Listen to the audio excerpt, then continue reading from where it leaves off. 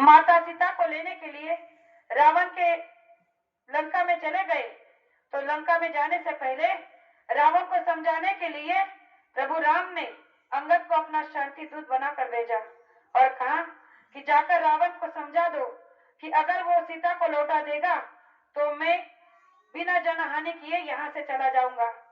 और जब अंगद शांति दूत बनकर रावण के दरबार में गए, रावण को बताया कि राम की तरफ से कोई दूत आया है, कोई समाचार लेकर। रावण जब अपने दरबार में आया तो अपने सिंहासन पर ऊपर ऊंचा बैठा था।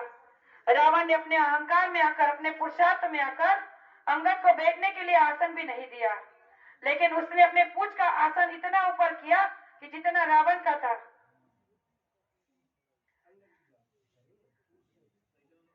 तो अंगद ने रावण के सामने अपना आसन बढ़ाकर जब रावण से बात की कि हे रावण, तू मुझसे पूछता नहीं कि मैं क्यों आया हूँ। मुझे लगता है कि तेरी मति को भ्रम हो गया है, लेकिन फिर भी मैं एक बात बताना चाहता हूँ कि मैं प्रभु राम की ओर से एक शांति दूत बनकर आया हूँ और मेरा ये प्रस्ताव है कि अगर आप माता सीता को लौटा दोगे तो मैं प्रभु राम की ओर से वचन देता हूँ कि प्रभु राम बिना जनहानि के यहाँ से चले जाएंगे। तो उस समय रावण ने प्रभु राम के प्रस्ताव को ठुकरा दिया। तब रावण के इस अहंकार को देखकर अंगद ने और एक संकल्प कर लिया।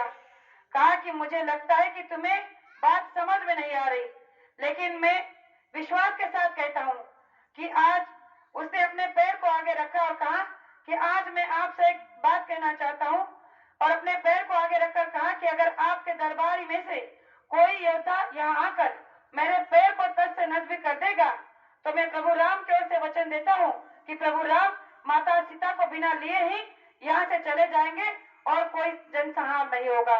प्रेमियों, इतिहास सब जानते हैं कि उस समय जब अंगद ने अपने पैर को आगे रखा तो रावण के दरबारियों में से सब ने उसको प्रयास करके देखा, लेकिन किसी से अंगद का पैर तस से नस नहीं हुआ।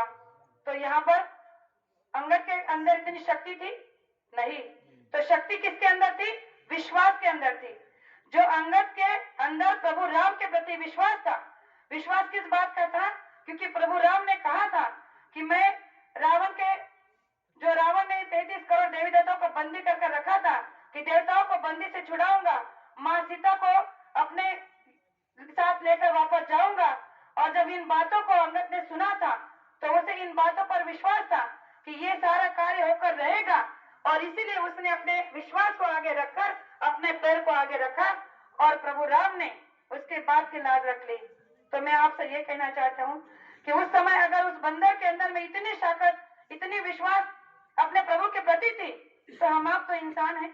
हमने ये कैसे सोच लिया कि बाबा जय गुरुदेव जी महाराज हमारे आपके बीच से चले गए, हमें बिना बताए कैसे जा सकते हैं।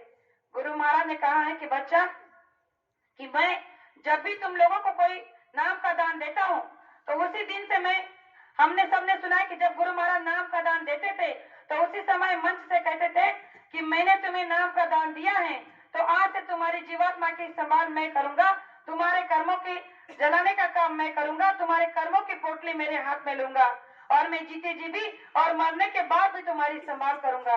प्रेमियों, जिस महात्मा ने ये वाक्य हमारे आपके लिए बोले हैं, क्या वो ऐसे ही फीके हो जाएंगे? क्या वो कार्य बिना किए चले जाएंगे? इसलिए हमें उन बातों पर सोचना चाहिए। हम लोग बार बार कहते हैं कि परिवर्तन, गुरु महाराज ने कहा है कि कलयुग में कलयुग जाएगा, कलयुग में सतयुग आएगा। तो संसारी की बात दूर है, संसारी तो पूछते हैं, लेकिन मुझसे ऐसे कई अपने सत्संगी प्रेमियों ने पूछा है कि गुरु महाराज ने कहा है कि परिवर्तन होगा, परिवर्तन होगा तो कब होगा?